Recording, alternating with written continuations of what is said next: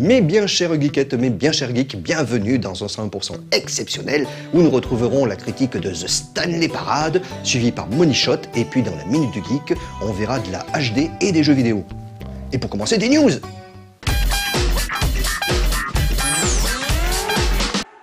Candybox 2 est disponible. Si cette simple phrase ne vous a pas fait bondir, deux possibilités. Soit vous y jouez déjà, soit vous n'avez jamais entendu parler de Candybox, auquel cas on vous invite instamment à consulter sur No Life Online le 3 minutes pas plus ou l'Extra Life qui lui ont été consacrés en juin dernier.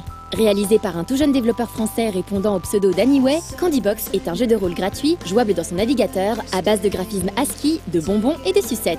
Sa suite est toujours gratuite, sans pub, et propose désormais un contenu encore plus riche, avec une map, un inventaire étoffé et de nombreuses autres nouveautés. Sachez également qu'il bénéficie d'une traduction française, d'un système de sauvegarde plus poussé, et qu'une fois le jeu terminé, il sera possible d'accéder à des quêtes écrites par les joueurs. Si vous aimez le jeu, il est désormais possible d'envoyer des dons aux talentueux jeunes développeurs, responsables de cette petite merveille ludique. Allez, je retourne checker ma plantation de sucettes, histoire d'acquérir un lolligator supplémentaire, avant d'essayer de pénétrer dans la forêt, équipé de ma couronne d'Octopus King et de ma masse d'armes de troll.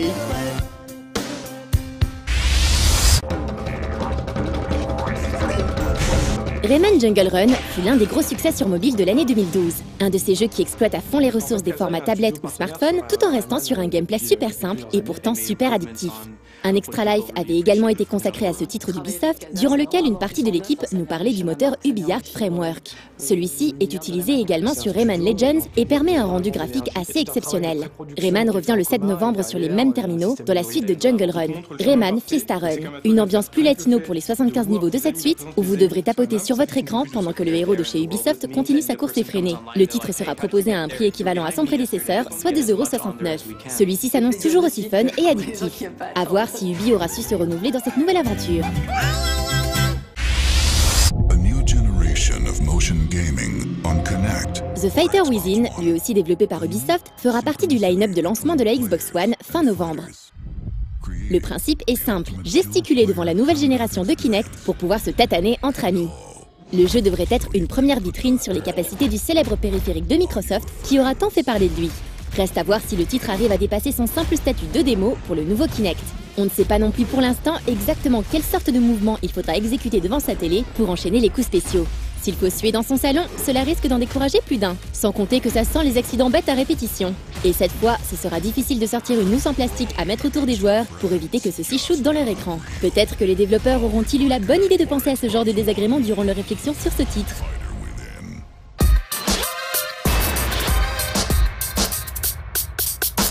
Bon, en fait, The Stanley Parade, c'est à la fois un remake, une suite et une extension du mode culte de Half-Life 2 qui est sorti en 2011. C'est un petit peu l'histoire d'un gars qui se retrouve confronté à des monstres d'une autre dimension et qui est obligé de se cacher en fait dans une famille américaine normale, classique, et qui mange des chats. Alors je sais, vous allez me dire, oh, c'est un petit peu biscornu leur truc, et puis en plus c'est tout pompé sur une série américaine célèbre. Je sais, mais quand même le coup de manger des chats c'est original parce que moi j'ai jamais vu ça dans Arnold et Willy.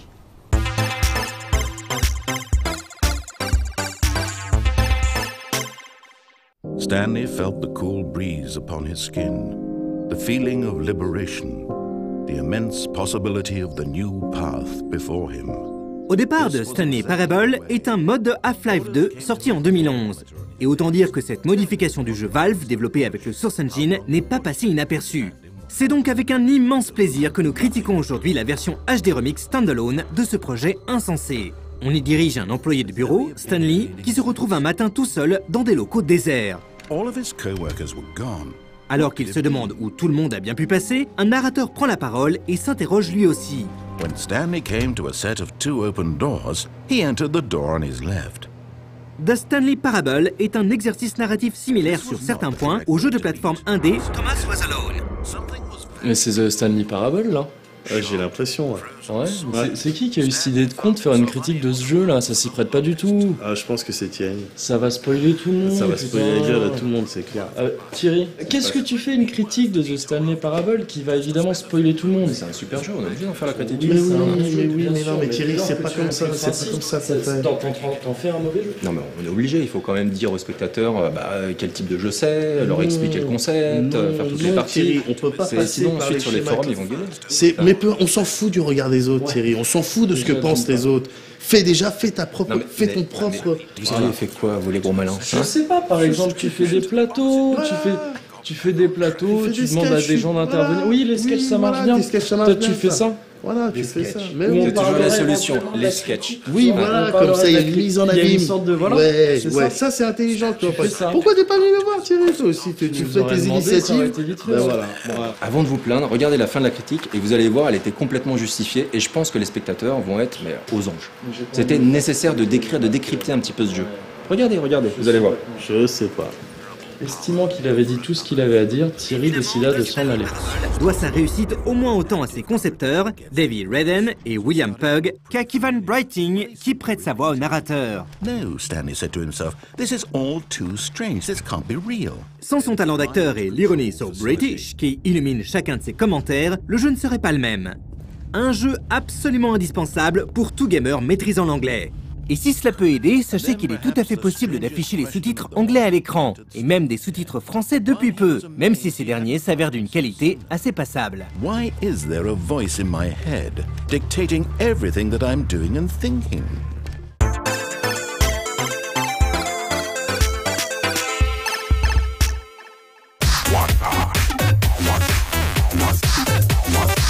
Où manger après votre séance de cinéma, allez-vous me demander? Et je sais pas trop, parce que moi je vais que dans les fast-food, hein, et puis je vais pas au cinéma, de toute façon. Mais par contre, ça, j'aime bien regarder les bandes annonces, c'est un petit peu comme des fast-films. Et puis après, je suis beaucoup moins malade quand même. Bienvenue dans ce nouveau numéro de Money Shot. Cette semaine, on partira découvrir la vie rêvée de Walter Mitty pour ensuite retourner en Terre du Milieu avec le Hobbit, la désolation de Smaug. The Secret Life of Walter Mitty est à la base une courte histoire écrite par James Thurber en 1939. Elle a déjà été adaptée en série animée dans les années 70 sous le nom de The Secret Lives of Waldo Kitty, ainsi qu'au cinéma en 1947, ce film étant devenu un classique de la comédie aux États-Unis. Et cela fait depuis le début des années 2000 qu'un projet de remake se prépare à Hollywood. De nombreux noms y ont été attachés, comme Spielberg à la réalisation, qui devait diriger pour la première fois Jim Carrey. Le projet est ensuite passé entre les mains de Ron Howard et Gore Verbinski avec Mike Myers, Owen Wilson, Will Ferrell ou même Sacha Baron Cohen en tant qu'interprète principal. Après plusieurs années de silence radio, ce remake est ressorti des affres du développement par Ben Stiller, qui revêt pour l'occasion la double casquette de metteur en scène et de comédien en incarnant le rôle titre. Le film suit Walter Mitty, un homme timide, renfermé sur lui, vivant sa petite vie de fourmi employé dans les bureaux de Life Magazine et amoureux de sa collègue Cheryl, qui ne le remarque pas, non pas par dédain, mais parce que Walter est juste transparent. Pour pallier sa vie pas forcément triste mais extrêmement monotone, Walter a tendance à déconnecter avec la réalité et à s'imaginer vivre des aventures extraordinaires. Mais un jour, une photo d'une importance capitale pour le magazine disparaît. Walter va saisir l'occasion pour enfin reprendre son existence en main, afin de retrouver ce cliché manquant, se trouver et vivre la plus grande de toutes les aventures, celle qui en chacun d'entre nous n'attend que d'être écrite. On retrouvera au cast Ben Stiller, bien entendu, mais aussi Kristen Wiig, Catherine Hahn, Shirley MacLaine, Adam Scott, ainsi que Sean Penn. Nous avions passé dans un Money Shot il y a quelques semaines le teaser de The Secret Life of Walter Mitty, ou la vie rêvée de Walter Mitty en français, qui nous avait enchantés. Et cette nouvelle bande-annonce ne fait que confirmer nos premières impressions. Espérons que la vision du film de Ben Stiller ne brisera pas la magie que semblent promettre les différents trailers. On en saura plus lors de la sortie de la vie rêvée de Walter Mitty, prévue pour le 1er janvier 2014. Hi, how can I help you today? Hi, I can't seem to leave a wink for someone. Okay, I'm looking at your profile. You left a lot of this stuff blank. Well, I haven't really been anywhere noteworthy or mentionable. Have you done anything noteworthy, mentionable?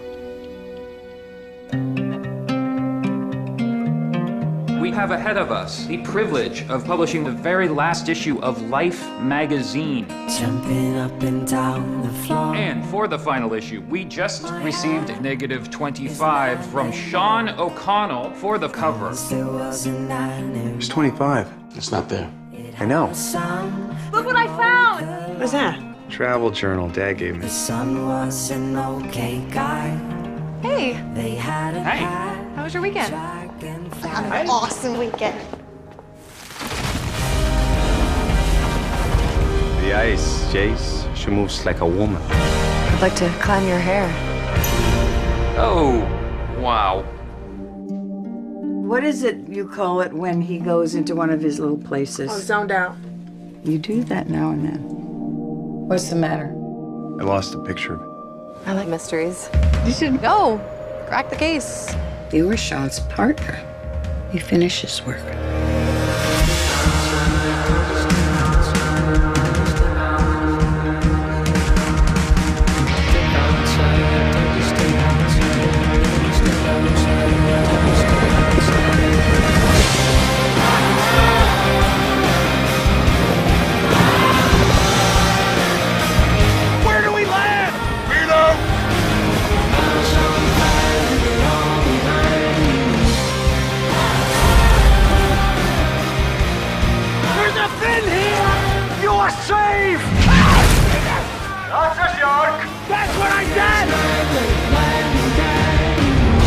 Life is about courage and going into the unknown.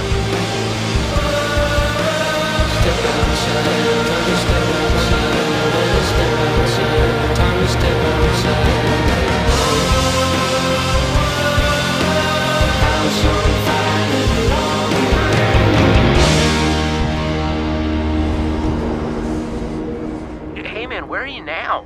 Himalayas. I'm gonna keep this short. I have to make oxygen choices. Après un an d'attente, le second long métrage de la trilogie du Hobbit va bientôt arriver dans les salles. Et c'est vrai qu'on l'attendait de pied ferme, tant le premier volet était une réussite. Si certains ont crié à la trahison, on peut tout de même remercier la volonté de Peter Jackson et de ses équipes d'avoir étoffé le récit original en piochant à droite et à gauche dans les récits de Tolkien pour donner plus de corps à l'aventure de Bilbon tout en recréant des ponts avec la trilogie du Seigneur des Anneaux. Après avoir affronté orques, wargs, gobelins et laissé en haut d'une montagne par les aigles géants, la petite compagnie composée de Bilbon, Gandalf et les 13 autres nains continue leurs aventures pour récupérer leurs terres. Sur leur chemin, ils rencontreront les elfes de la forêt et devront toujours faire face au redoutable Azog, tandis qu'un sombre mal commence à s'éveiller en Terre du Milieu. Mais pour récupérer leurs terres, ils devront surtout affronter la bête qui sommeille sur les richesses gisant sous la montagne, le terrible Smaug, le dragon. On devrait retrouver à peu près la même distribution que pour le premier film, mais avec quelques petits nouveaux, comme Luke Evans, Orlando Bloom, Evangeline Lilly, ainsi que Benedict Cumberbatch qui prêtera son exceptionnel timbre vocal à Smaug. Que dire de plus, à part que l'on espère que cette suite soit aussi bonne que la trilogie initiale et que son prédécesseur, ce qui est fort probable vu la constance qualitative des films de Peter Jackson. Le Hobbit, la désolation de Smaug, sortira le 11 décembre 2013.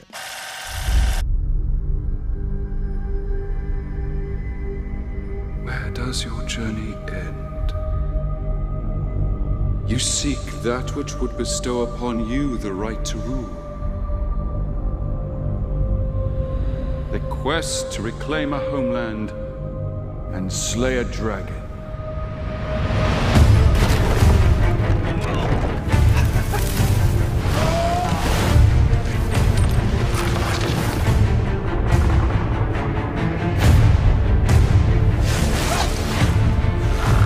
Do not think I won't kill you, dwarf. When did we allow evil to become stronger than us? It is not our fight. It is our fight. What if it's a trap? It's undoubtedly a trap.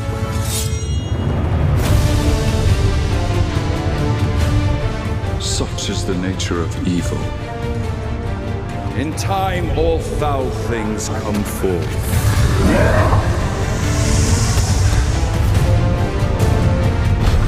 If you awaken that beast, you will destroy us all.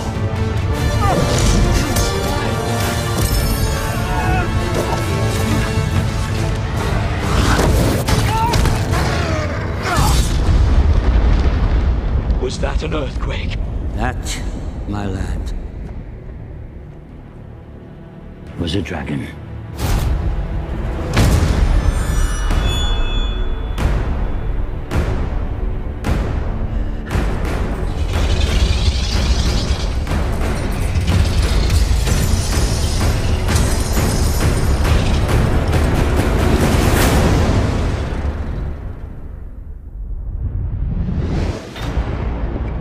On enchaîne avec la bande-annonce de Thor, le monde des ténèbres, pour rappeler que la suite des aventures du dieu nordique version Marvel sort aujourd'hui. Now you come to visit me, brother. Why? To mock. I need your help. But I wish I could trust you. If you did, you'd be the fool I always took you for.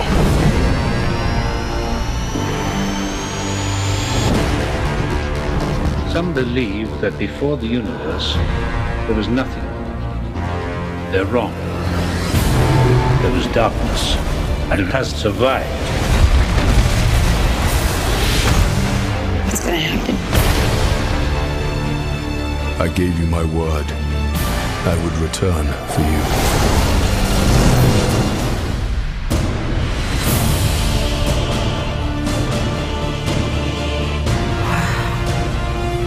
Face an enemy, known only to a few. Known only to one. You must be truly desperate to come to me for help.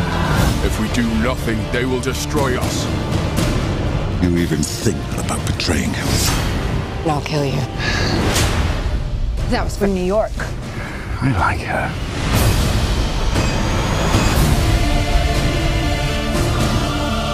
Thor, your bravery will not ease your pain. Your family, your world will be extinguished. We're running out of time. The very fabric of reality will be torn apart. I'll find a way to save us all.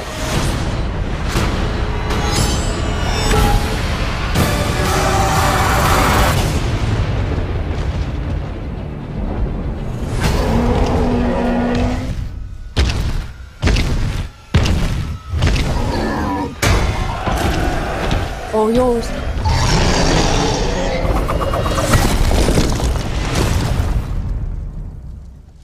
Anyone else? When the aliens first invaded, they nearly destroyed us. Et une fois n'est pas coutume, on conclut l'émission avec une seconde bande-annonce avec le trailer de la stratégie Ender, car le film de Gavin Hood sortira la semaine prochaine. The world needs you. Et n'oubliez pas, le cinéma n'est jamais mieux qu'au cinéma. You see things in a way we can't. You alone can understand the enemy. You will be the one to save mankind. Unless we act now, Earth will be annihilated. We're out of time. He's not ready. You're never ready. Go when you're ready enough. Track them from below the ice. Shoot straight. Stay calm. Here we go. Fire! I've never seen anyone do that.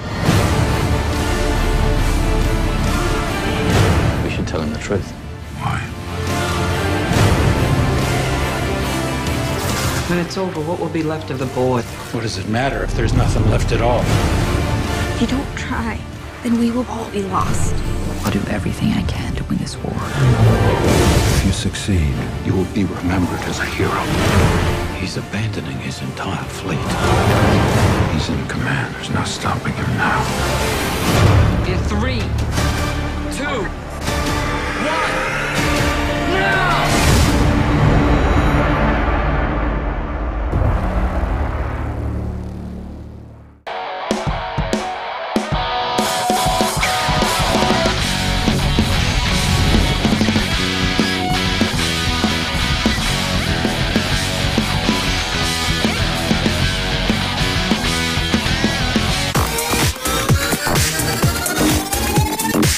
Par contre, si vous me demandez où manger après une bonne partie de jeux vidéo, je vous dirais bien de passer à la maison, mais bon, faut pas que vous soyez trop nombreux non plus parce qu'on a comme tout petit barbecue.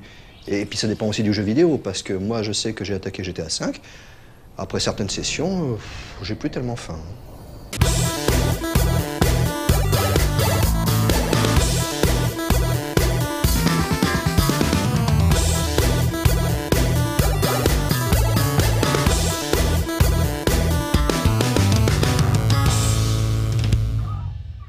L'industrie du jeu vidéo a souvent été considérée comme un parent pauvre du cinéma.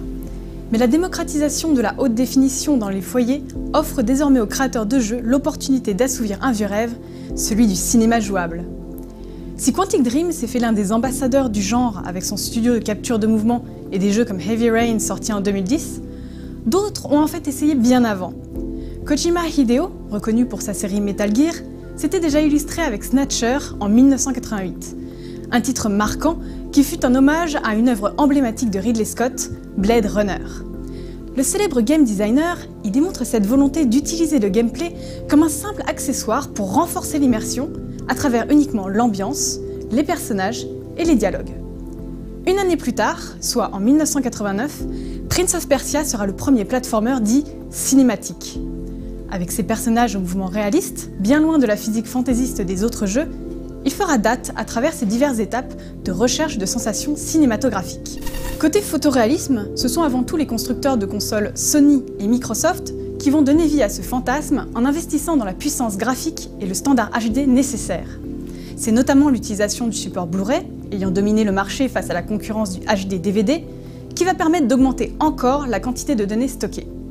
On passe ainsi à 25 gigaoctets, là où les DVD proposent 4,7 gigaoctets. Cette combinaison de facteurs a fait que le saut technologique effectué était suffisant pour se calquer sur les standards visuels du 7e art. Les créateurs s'en donnent alors à cœur joie et on voit apparaître de plus en plus de créations dignes des blockbusters hollywoodiens. Il y a le temps des croisades avec Assassin's Creed en 2007, le western en 2010 avec Red Dead Redemption, et en 2011 c'est Les Noirs qui s'inspire des films noirs des années 40. Les autres exemples sont nombreux, le first-person shooter ayant été un terrain privilégié avec notamment la série Call of Duty, présente sur nos écrans depuis 2003. Et au final, même si l'on ne peut pas dire que l'évolution des jeux se résume obligatoirement à une plus grande finesse graphique, on remarque que la tendance reste bien présente avec des titres récents comme The Last of Us, Beyond ou encore Watch Dogs. Seul Nintendo aura une stratégie bien différente avec le lancement de la Wii en 2006 et ses capacités graphiques limitées du fait d'un processeur et d'une carte graphique proche de la GameCube. Forts de leur succès mondial, ils feront néanmoins le virage via la Wii U avec des jeux comme Zombie U, fer de lance de cette mise à niveau visuelle. Pour autant, il faut noter que le photoréalisme n'est pas forcément synonyme de succès, car une segmentation des jeux a eu lieu principalement via la montée en puissance des productions indépendantes. La pluralité des esthétiques est donc à l'honneur, et les usages sont aujourd'hui des plus diversifiés.